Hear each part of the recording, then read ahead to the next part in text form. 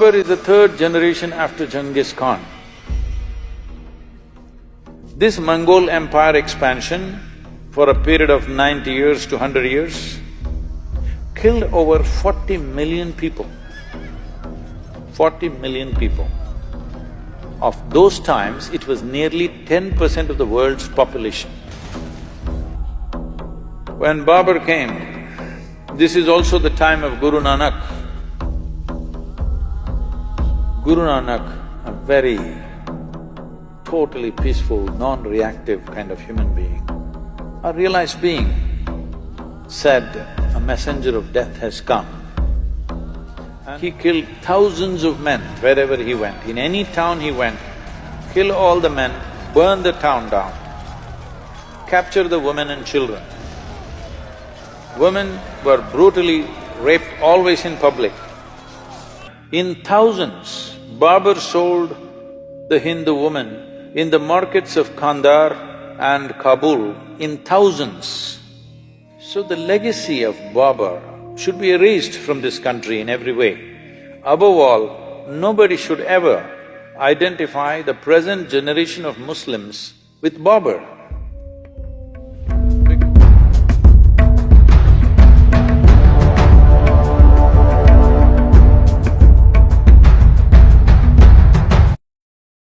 To give you some sense of what we are… two different dimensions of what it is and why we must be careful about what stand we take is… Ram is over 6,000 years ago. What he did, what he did not do, lot of dissection happens in South India about him. North India doesn't dissect him, they just worship him. Southern India dissects him a little bit. But an icon of 6,000 years old who has inspired people towards righteousness, towards truthfulness, towards being compassionate to each other for generations, thousands of generations. You should not disturb that icon. Doesn't matter historically what is right, what is wrong, because nobody really knows for sure. It's only this general story everybody knows, where he went, what happened, what are the events of his life. What he did, why he did, you cannot dissect that, you're not his psychiatrist. Somebody, I was in some Youth and Truth event, they're saying he was insecure. I said, you're not his psychiatrist or something. 6,000 years ago, whether man was secure or insecure, how do you know? This rubbish. But he's an icon who has inspired millions and millions of people across generations. You should not disturb that because humanity needs those icons. You can take up Ram, you can take up Krishna, you can take up Jesus, you can take up Buddha and find faults with them and today tinker with them. See, he did this was not okay, that was not okay, he was racist, he was this, he was that. This is rubbish. This is all relevant to people who are here now. 6,000 years ago, you want to judge him now? No, he is serving humanity as an icon. That icon should not be disturbed. What is he an icon for? He's an icon of stability, not impetus action. When action is needed, he is very decisive, but never reacts to anything, he is conscious action. Even if it's war, he will do war. Surrender, he will do surrender. Give up his kingdom, he will do give up his kingdom. But everything consciously in a balanced way. This is what we are worshipping him for, because he has a freedom of going through the drama of life, extreme drama in his life. But he goes through the drama effortlessly. He goes through the drama without reacting. He goes through the drama without any sense of angst or anger against anybody. When he kills Ravana, who stole his wife and causing havoc, he comes and repents for his death, that I had to do this. This is a kind of man, you don't disturb him. Well, at least that's a story, don't disturb the story. Geographically, was he born in Ayodhya? Yes. Was he born in this point? Come on, do you know in which point you were born? Hello? Forget about a man 6,000 years ago, you're still living. Do you know exactly at which spot your mother delivered you? I'm asking, does anybody know? No, so it's ridiculous argument. Now Babur. Babur is the third generation after Genghis Khan. This Mongol empire, Mongols, slowly the word Mongol became Mughal in India, it's Mongol.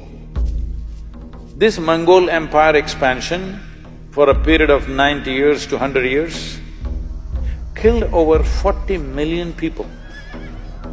40 million people. Of those times, it was nearly 10% of the world's population. You understand? 10% of the world's population, they killed not with a nuclear bomb, with swords, very energetic people.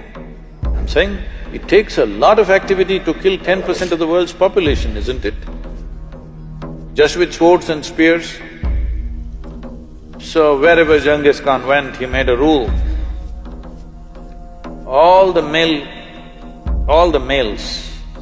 wherever he conquered, all the males who were above the height of a cartwheel.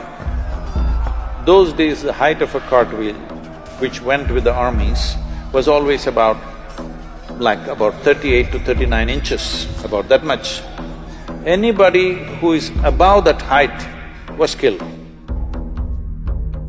And then it is a practice of the Mongols to pile up all the severed heads into a big mountain. So the women were taken as slaves to service the soldiers, or they were sold in various markets across Middle East, Europe, everywhere they were sold. So they spread like this. After Genghis Khan came Taimur-Lang. Taimur-Lang bore Babur. Taimur-Lang came right up till Delhi, his empire. Then Babur came. Taimur-Lang is supposed to have killed 17 million people. In the cruelest possible way. What happened to the men is compassion. What happened to the women is another matter. I don't want to go into the descriptions. It is most terrible things happened to them. When Babur came, this is also the time of Guru Nanak. Guru Nanak, a very totally peaceful, non-reactive kind of human being, a realized being, said, a messenger of death has come.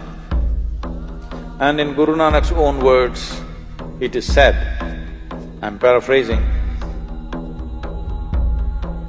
he said, he killed thousands of men wherever he went. In any town he went, kill all the men, burn the town down, capture the women and children. Women were brutally raped always in public because it's not just a rape, it is a lesson for everybody.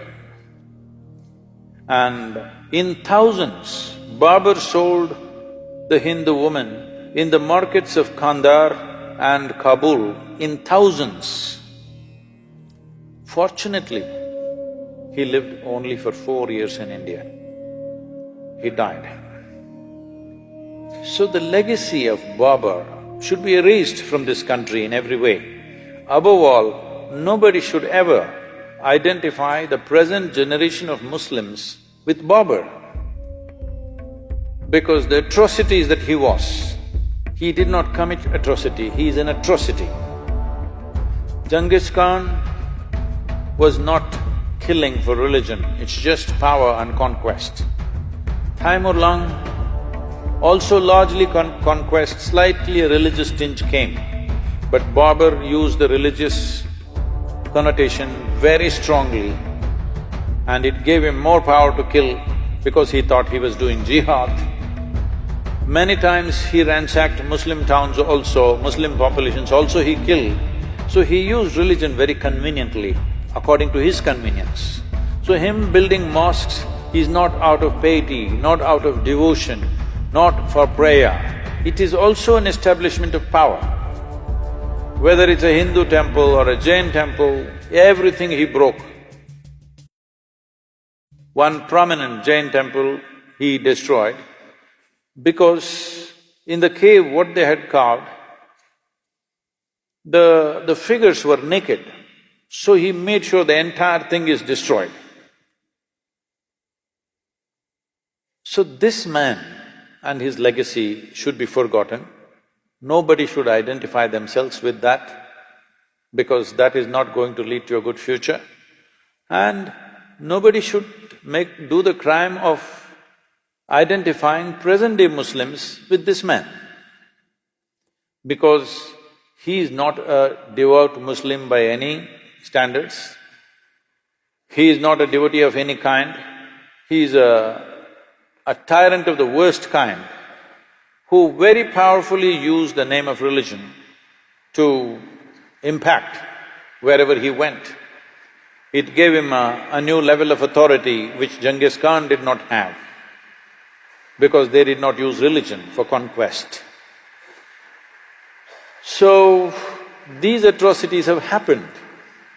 We should not forget these things. We must remember, but we should not be bitter about these things. We must remember to ensure such things don't happen once again anywhere in the world. But if we create bitterness out of history, then knowingly or unknowingly, we are prone to commit similar atrocities once again. We think a reaction is good. No, a reaction is not any better than dastardly action. It's the same thing. So, Babur's legacy must go. Ram, don't see him as a religious person because he never said, "I am a Hindu." Hello? Did he ever say, "I am a Hindu"? He represents this culture as an icon of stability, balance, peacefulness, justice, wherever